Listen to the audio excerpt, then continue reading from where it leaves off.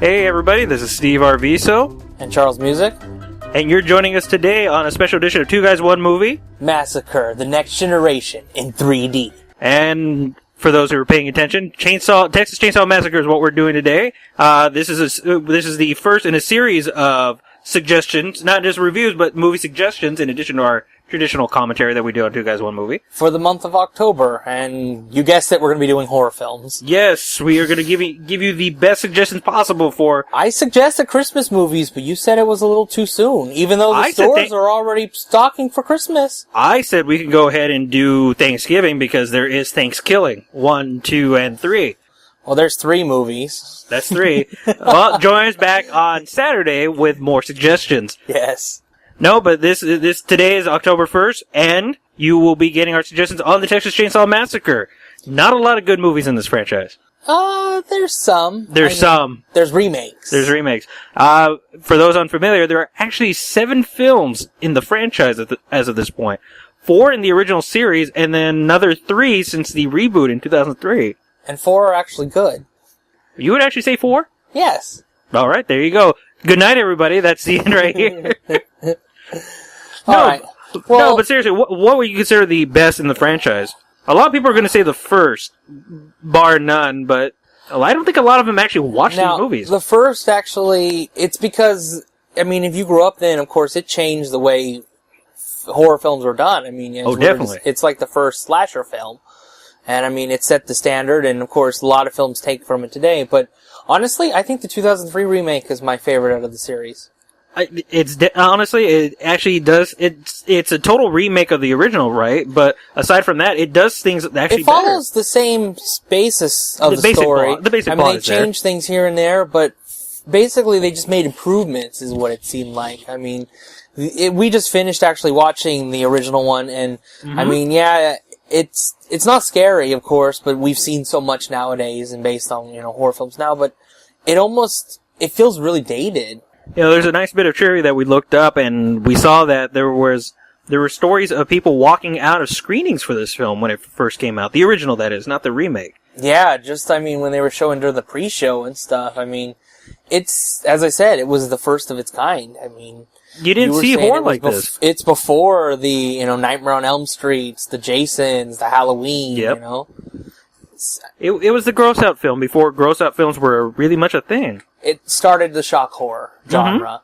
And I mean, way before Hostel. We just saw, they had the dinner scene and they zoom in on that skeleton, or they had which was a real skeleton, by the way, I was reading. And, I mean, the door, of course, the iconic door, slamming shut and stuff like that. It's weird. There's a lot of iconic moments in it, but the scares aren't really there. Like you were saying, the zoom, there's a lot of zooming going on in that movie. Yeah, a lot of close-ups. Especially when they're, running through the woods and stuff like that. Yeah, It seemed like a lot of up-close shots. But that's also because, they didn't have the money. I mean, it was funded on a $140,000 budget, which is a lot of money in 1974, but still. A lot of money to those people, yeah. It, compared to the millions and millions of dollars, I mean, the 2003 one was $9.5 million. That's kind of a lot of money, especially for a horror film. Even today, it's actually around the same amount for a decent horror film. But, I mean, the first one set the standard. The 2003 one still holds up perfectly today. It holds up very well, surprisingly, despite the fact that it has Skeet Ulrich in it. Yes. I'm never going to forgive him for anything. I mean, I like the changes, too, the subtle changes. In the original one, it's Leatherface's brother that they pick up, and then he kind of cuts himself and cuts the other guy, and they kick him out. In the new one, they find a victim that just couldn't handle it and she kills herself, so that they're more stuck there in the town with the body. Oh, very much. And the cop, adding I forget the gentleman's name that plays the cop, actually. He's in Full Metal Jacket, as we all remember him from. He's iconic, of course. And he adds so much to the story, too, because now they're dealing with a cop who they actually think has a lot of authority. But if you watch beginning, of course, you'll see where he gets this cop uniform. Yeah. And, there was something you were mentioning while we were watching the movie, and it really rung true with this. The remake had a lot of characters that you actually cared about, but the original one was just, everyone was cannon fodder. The only character you cared about was the gentleman in the wheelchair. I forgot his name, but he's the invalid that's mentioned in the credits, or the scrolling text at the beginning. Oh, in the original one, yes. He's the only character that anyone cared about. The one that gets cut. Everyone else is just kind of, I hope they get it, and I hope it comes soon. I mean, the original one, too, it's, as I said to you, do you think they knew what they had on their hands when they were making it? I mean, they were just, to them, I imagine they were just making another horror film. I mean, it was saying Tobe Hooper came up with the idea when he was sitting in a hardware store, trying to get through this line of people, and he saw the chainsaws and I imagined what it'd be like to run through the chainsaws. I thought that was terrifying and came up with the idea. I mean, yes, it has a lot of iconic shots. Yes, it's started what we know as the slasher genre. Mm-hmm. But I was watching him chase this girl, and as I mean, you said it, I didn't care. Yeah. It's like, all right, kill her. Yeah. They were less than two-dimensional characters. They were just they were cardboard cutouts that you were hoping they'd get hacked up. But then again, now, when I watch horror trailers and stuff, it's like, oh, I want to watch this, like Shark Night, because I want to see these kids, go through all this stuff, It's a body count film. Where I like gore and, that type of film now in my horror genre. Yeah.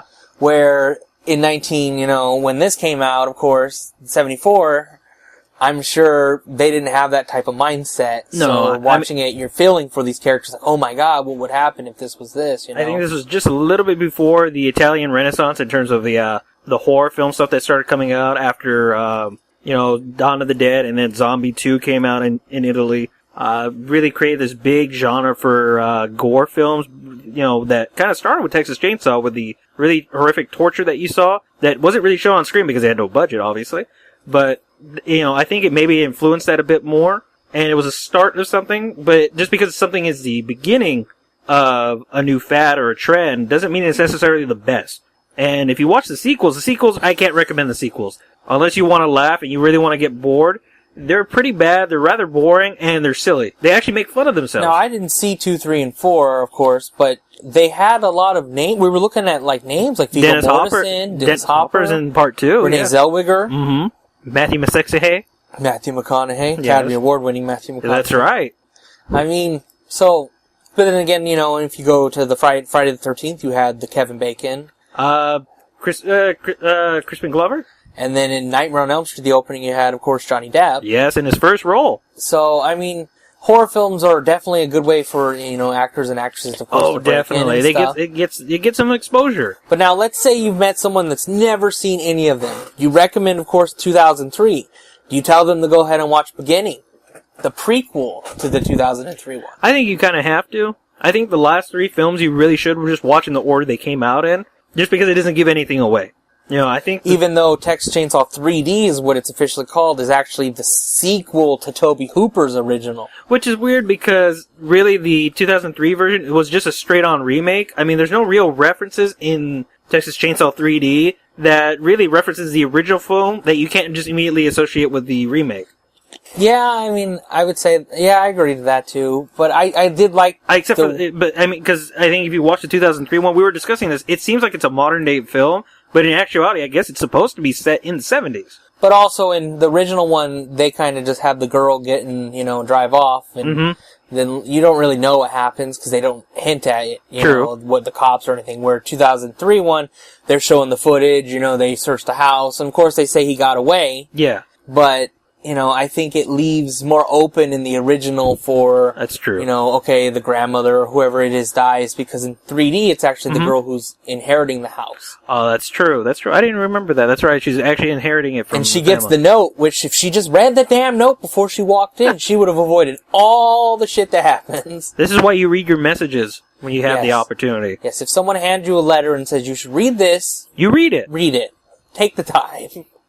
But I really liked the 3D one because it added a new dimension where it gave you more of Leatherface, who kind of had feelings. He wasn't just a soulless monster, which they kind of show in the original one. They show that he's got gibberish. He's being yelled at by his father. It looks like. You can tell that he's been tortured a bit. He's been mocked quite often, and they do that a lot in the remake. They show that heavily.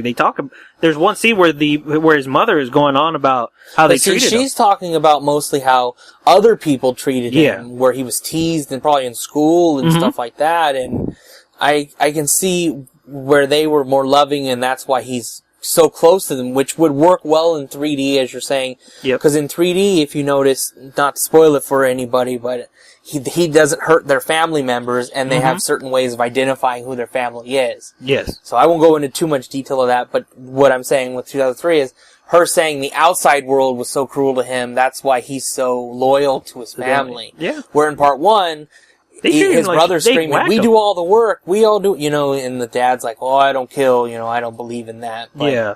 And he beats the hell out of him with broomsticks. Exactly. He's an abusive asshole. Yes. Yeah, there's no real reason for... There's a lot more death that's added in the remakes, and which is weird because a lot of people complain that remakes usually take away from the original, and in this case, it actually added quite a bit. Yeah, I mean, you can still love your original, for the reasons, and of course, it started a genre. How could you... couldn't damn it at all. No way. The only thing I'd say the remake has against it is the fact that it has an all-star... Not an all-star cast, but it has a very prominent starring cast, in a lot of the major roles.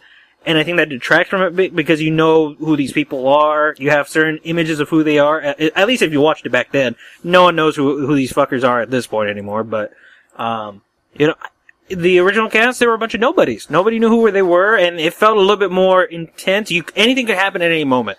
I think also, since we weren't so attached to the original, they had such a high standard set when they were announcing they were making a remake of one of the greatest horror films of all time. Yeah. Well, the most iconic. Exactly. So, they had high standards to live up to. So, of course, it seemed like they paid homage to the original while adding unique touches here and there. And, of course, upping the violence and, definitely. Upgrading, the special effects. They had a budget. They definitely had a budget this time. I mean, running through the sheets and stuff, and... That was a great shot. Shots, they're amazing. Very much. I mean, I think... So if you are going to sit down, you should watch the original, but definitely don't expect too much based on today's standards. But if you sit down and watch 2003, it might scare the hell out of you. Or at least creep you out. At the very least, I would say watch the remake first before you go and watch the original. Because I think the original one will just spoil too much for you, because you're going to know how it plays out. And you go from... Did you see the original first or the remake? I saw the original first, but that was years ago on VHS, and it's to the point where I can't recall most of it.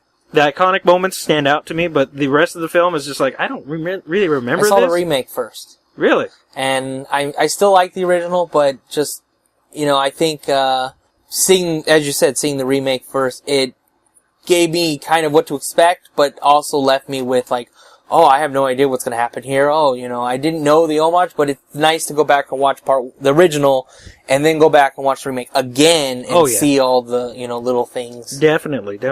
I think it's just the fact that watching the remake first, you get all that story, you get all that depth, and you don't get the basic plot ruined for you. You get to see how it all plays out, it surprises you. And you can go back and rewatch the original and see what they took from it, and what they improved upon, without anything being ruined specifically. Because the original one doesn't have much to ruin.